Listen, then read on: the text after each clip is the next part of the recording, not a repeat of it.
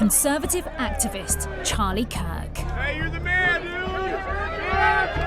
If I'm dealing with somebody in customer service who's a moronic black woman, I wonder, is she there because of her excellence, or is she there because of affirmative action? It almost creates thought patterns that are not necessarily wholesome. He was an internet influencer. He was a meme. He was a soundbiter. Charlie Kirk was the opposite of hateful. He wanted to talk to everybody about everything. His views on social issues were absolutely at the right of extreme conservative thought in the United States. Counting or not counting gang violence? Great. He's shot dead in Utah. His killing sparks reaction across the US and around the world. But how did his journey begin? Charlie was a character in high school. He had a lot of opinions. The man is the leader of the household. The man is the leader of all the financial decisions. And we need to have more courage. What shaped his views? Debate the issues and get people involved. The core beliefs that he mentioned almost all the time really were, faith and a faith in God and loving America. A lot of it was hateful, a lot of it was dehumanizing, a lot of it was bigoted towards marginalized and vulnerable communities and populations. How did he become one of the most important right-wing influencers in the US?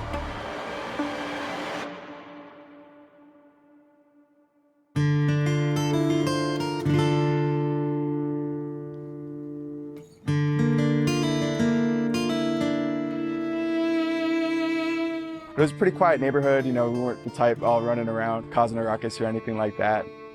More just having conversations. Charlie was, more than anything, he was a dreamer. The Chicago suburbs where Charlie Kirk grew up. I've known the Kirks pretty well my whole life. Charlie and I were high school football teammates. Countless great memories with Charlie. Someone who would always look after me and make sure I was doing all right as a younger kid on the team. Led by example in the locker room, in the weight room, working hard, setting the right example for his teammates to follow.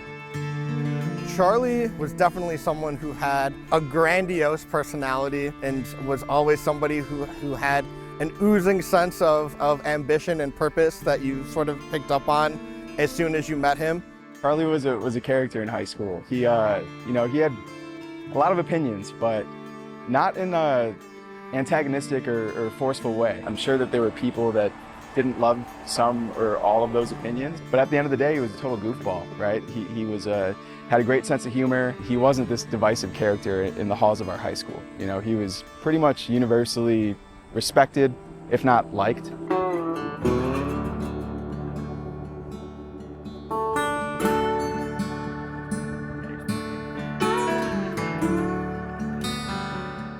Heavenly Father, we know there are no accidents in your plans, even if we do not understand them. Why someone of that age should die.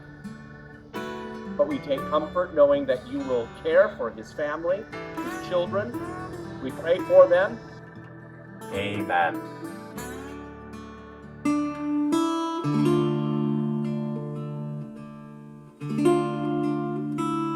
This is a continually growing, developing memorial to Charlie Kirk that allows people to come out and express their anguish and sorrow over his death, his murder. We've had a steady stream of people coming up, all ages, but we also had a car drive up on us and a gentleman got out yelling, "Nazis, we're glad he got killed." Definitely the division is loud here, yeah.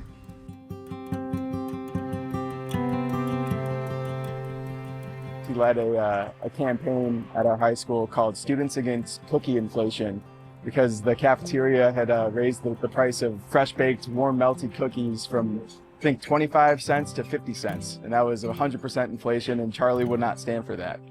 We sort of collaborated and created t-shirts and organized different events, like at football games, and we put pressure on the district, and they eventually changed their food service provider so that they could reduce prices back down to 25 cents. And then after we kind of had that first sweet taste of victory, we're looking for other ways that we could get engaged and other causes that we could take on. And I think that even when we were really only talking about the cookie conversation, he always had like an ambition and an ideal that it would be some type of larger than life movement. Charlie Kirk met a local retired businessman, and this man, Bill Montgomery, convinced him that he needed to get into activism in a big way. And together they formed Turning Point. And I had messaged him to get some Chipotle with him, as it was our tradition, before he left for college. And he messaged me and he goes, "Oh, I just realized I never told you. I'm not going to Baylor anymore. I'm starting this organization called Turning Point USA. You know, that's my dream, and I really want to chase it." And you know, I was reading back through this literally just the other night, and I go, you know, make it happen. And we need to have more courage, get out into the public square, debate the issues, and get people involved. Turning Point, its mission was to engage young people in the civic discourse and draw them toward more conservative ideals. At the time when I first got to meet him, he was 18 years old, I was 17, and in a sense he was a little bit of a big brother to me. He had spent a little more time active in the local political scene. There were perhaps 6 or 7, maybe a dozen interns, volunteers, and no one was being paid. It was a shoestring budget that allowed for gas and maybe some Starbucks if we had the extra dollars laying around. He wrote a story for Breitbart News, which at the time was a key node in the online right and the conservative movement. That was picked up by conservatives, and it led to an appearance on Fox News. When we graduate from high school this coming June, we're handed a diploma. That's also an invoice for hundreds of thousands of dollars that my generation's gonna have to pay off through interest, high taxes, and a stagnant economy. Apparently, from then on, got a taste for the limelight and a taste for political activism and organizing. The social media footprint was something that we knew we had to have. In those early years, there was a Facebook page, there was a Twitter account. Charlie is sounding the alarm, and he's letting young voters know through these memes, as they're known. He's posting them on things like Facebook and Twitter.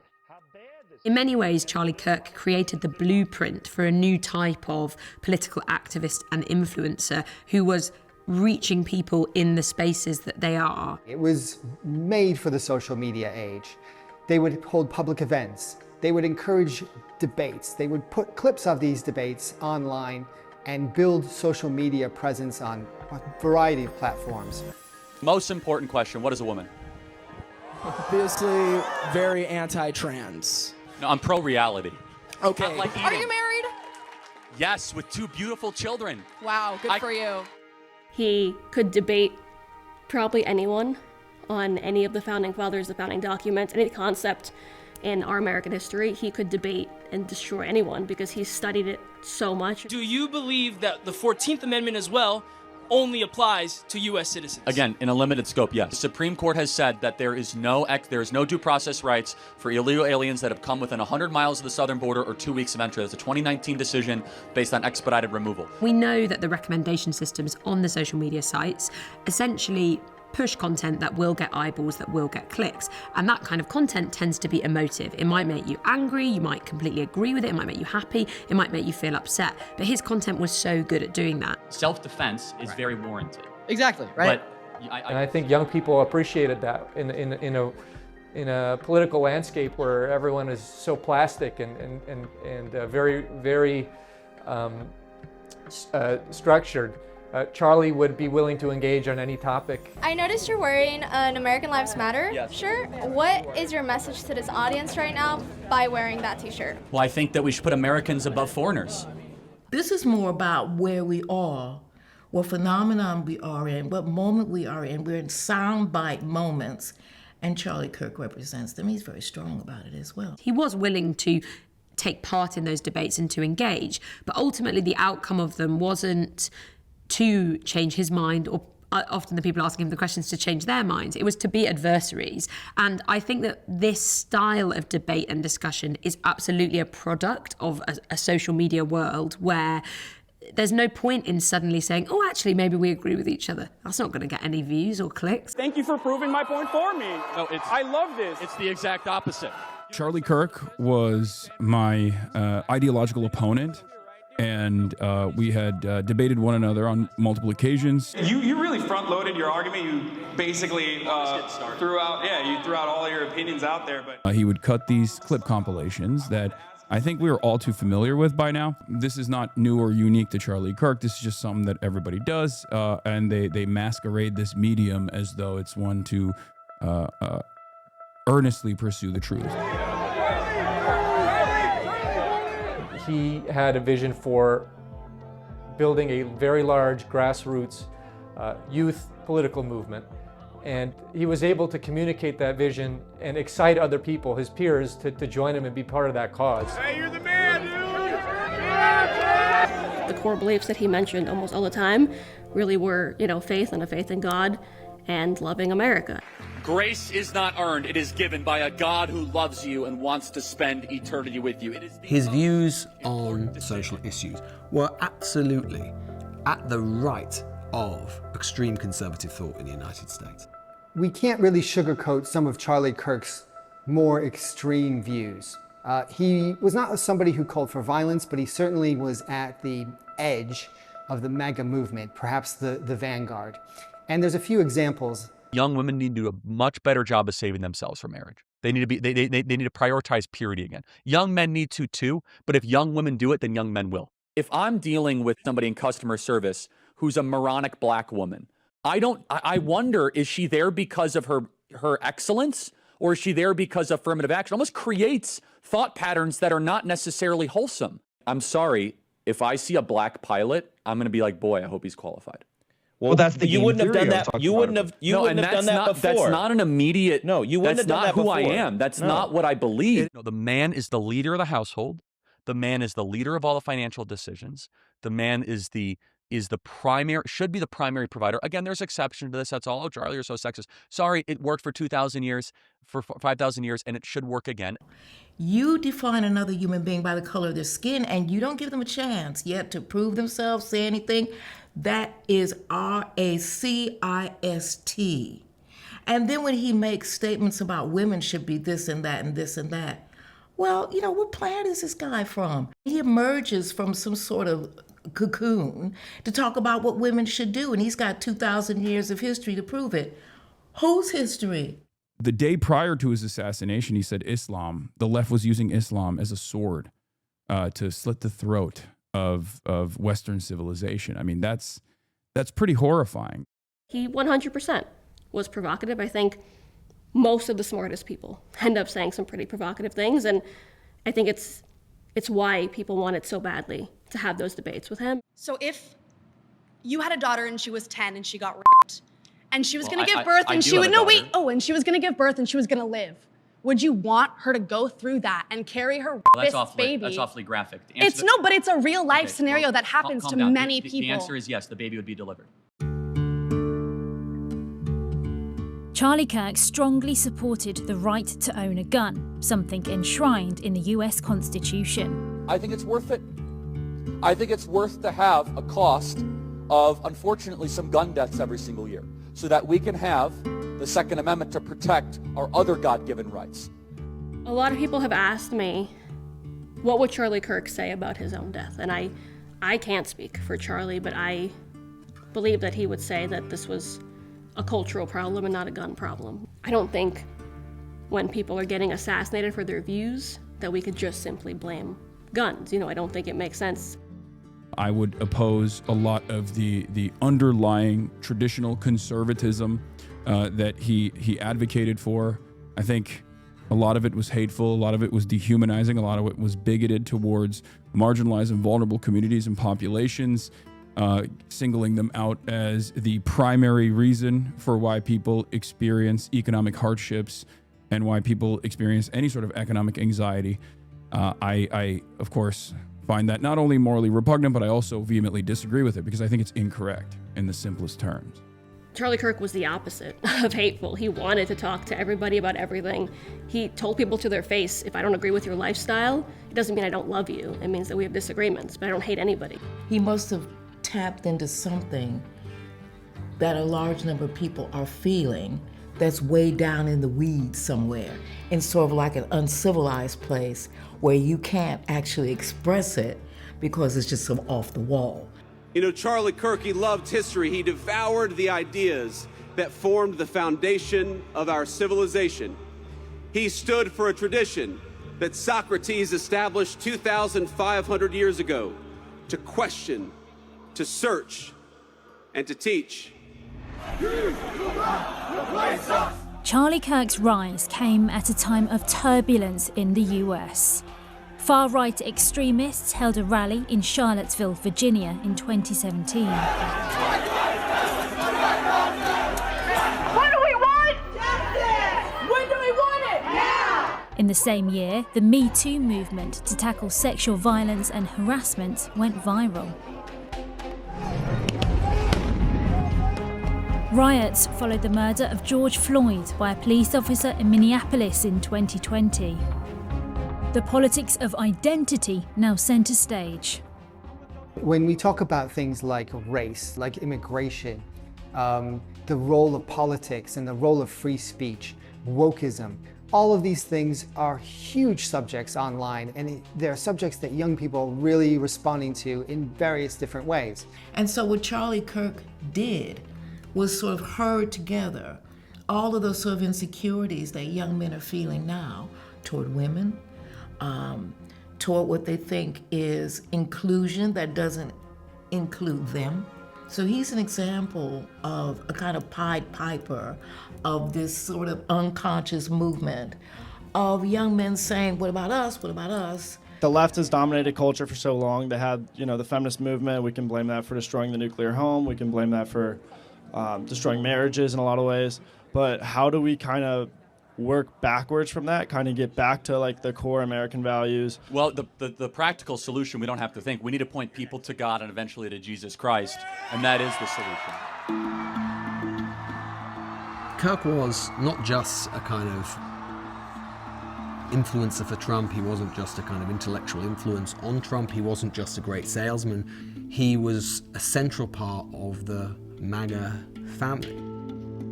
He was sort of the cheerleader for Trump among young people. He was one of the forces that got that demographic to vote for him. Kirk really hit the national stage in a big way in 2016 when he spoke at the Republican National Convention. Ladies and gentlemen, please welcome Charlie Kirk, founder and executive director of Turning Point USA. His support at that crucial juncture in the summer of 2016 for President Trump gave a lot of young people, gave them a sense that it was right to back President Trump. The President-elect of the United States of America, Joe Biden. But in 2020, Donald Trump lost. He accused his opponent of stealing the election. Mr. Trump was supported by Charlie Kirk. He is someone who would frequently share false claims suggesting that the election had been stolen in some way in 2020 when Joe Biden won the election and Donald Trump didn't. And a lot of those narratives then went on to inspire unrest and violence in the real world in the form of the January the 6th riots that happened at the Capitol. Charlie Kirk posted this tweet 2 days before the rally in Washington that preceded the riot. The event would likely be one of the largest and most consequential in American history, he said. The team at Trump Students and Turning Point Action are honoured to help make this happen, sending 80+ buses full of patriots to DC to fight for this president. He later deleted the tweet. Stop the steal! Stop the steal!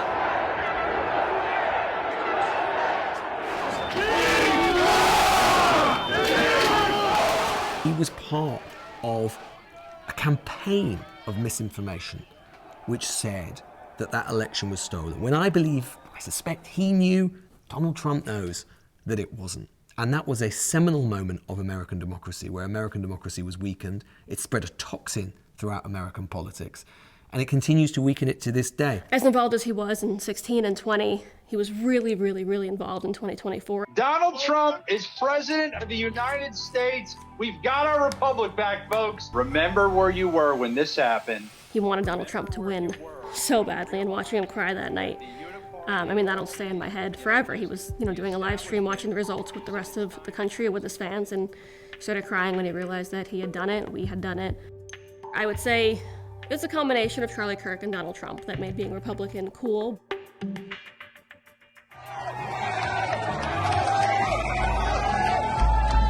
September 10th, 2025.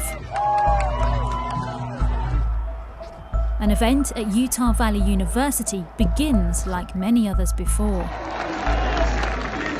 A large crowd has gathered to see Charlie Kirk speak and take questions. Get comfortable. Bring the best libs that Utah has to offer. Then this.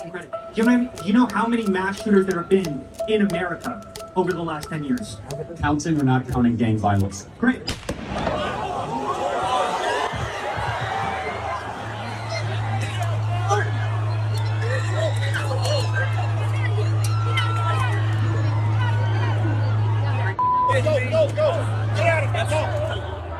Charlie Kirk is rushed to hospital, but his life cannot be saved. I think I cried for about 6-7 hours straight. You can't get the clip out of your head, and then you realize the whole world is seeing it, and then his kids are probably gonna see it, and I don't think any human being deserves to go out that way. Oh my God. Hassan Piker has attracted controversy himself over a variety of topics. Holy dude. He was live streaming when the shooting happened. It was terrifying. It horrified me, seeing a person that I know just getting killed, especially a person who does exactly what I do on the opposing side. For years, those on the radical left have compared wonderful Americans like Charlie to Nazis and the world's worst mass murderers and criminals. This kind of rhetoric is directly responsible for the terrorism that we're seeing in our country today, and it must stop right now. You have no idea the fire that you have ignited within this wife. The cries of this widow will echo around the world like a battle cry. I think that he will clearly now be a martyr for MAGA, for his beliefs.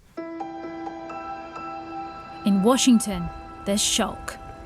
This is horrific. This is awful. And the assassination of Charlie Kirk risks an uncorking of political chaos and violence that we cannot risk in America. The chair would ask that all members present in the chamber and those in the gallery please rise for a moment of prayer for Charlie Kirk and his family. In Congress, a moment of silence does not go as planned.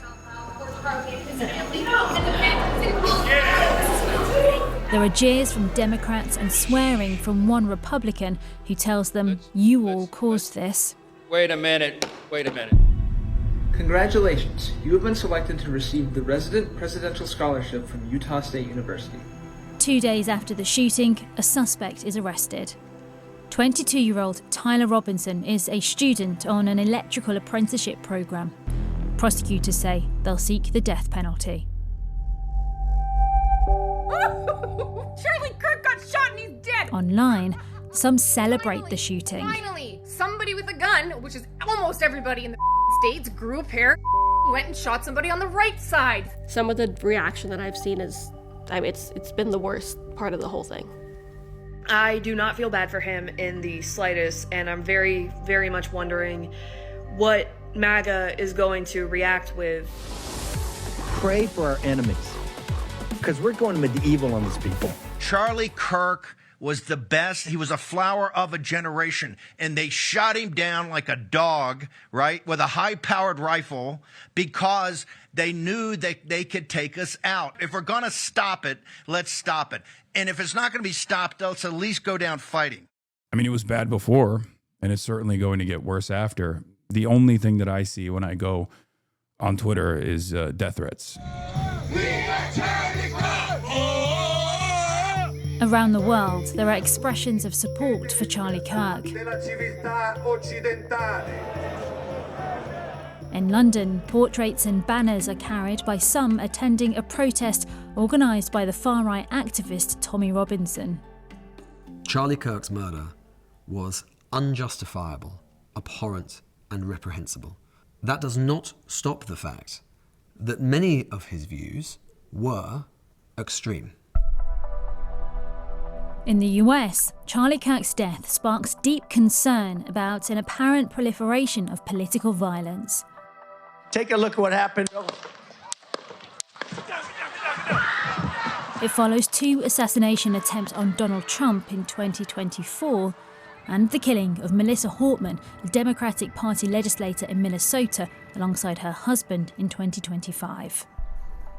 I'm terrified for America's future. I think liberalism is failing. It has been an abject failure, and people are responding to that. They're recognizing the system's collapsing in front of us, and they're responding to that in somewhat violent ways.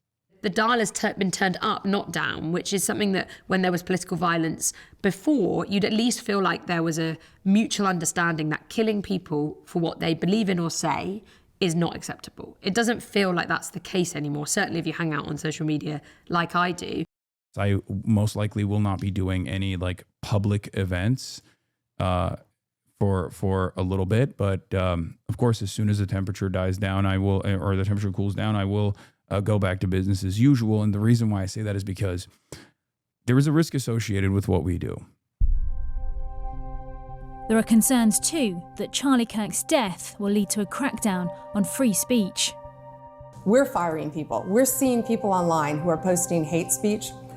They should be shut down. They should be stopped from doing this, and they should know there are consequences for your actions. They very quickly turned around and said, this is war. We have to start doxing people that are not sufficiently grieving Charlie Kirk. We have to make sure that these people lose their jobs. That's, of course, cancel culture. Which is obviously especially troubling or especially ironic, given that the thing that we're constantly told Kirk stood for above everything else was free debate and freedom of speech. So it does feel like we're at a real turning point, actually, in terms of where America goes with its attitude towards freedom of expression, absolute freedom of expression, and what language can cause harm and what we allow and don't allow. 11 days after the shooting, tens of thousands of Charlie Kirk supporters gather in Phoenix, Arizona to remember him. Inside, conservatives from all over the US hear a message of forgiveness. On the cross, our Savior said,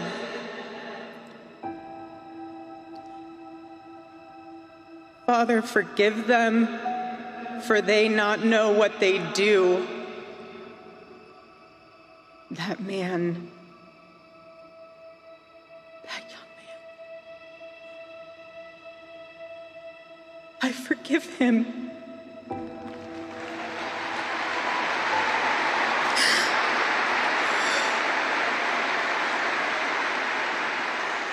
From President Trump comes a different tone. He did not hate his opponents. He wanted the best for them. That's where I disagreed with Charlie. I hate my opponent, and I don't want the best for them. I'm sorry. I want to be remembered for courage for my faith. That would be the most important thing. The most important thing is my faith. I think Charlie Kirk's legacy will be whatever this administration chooses it to be.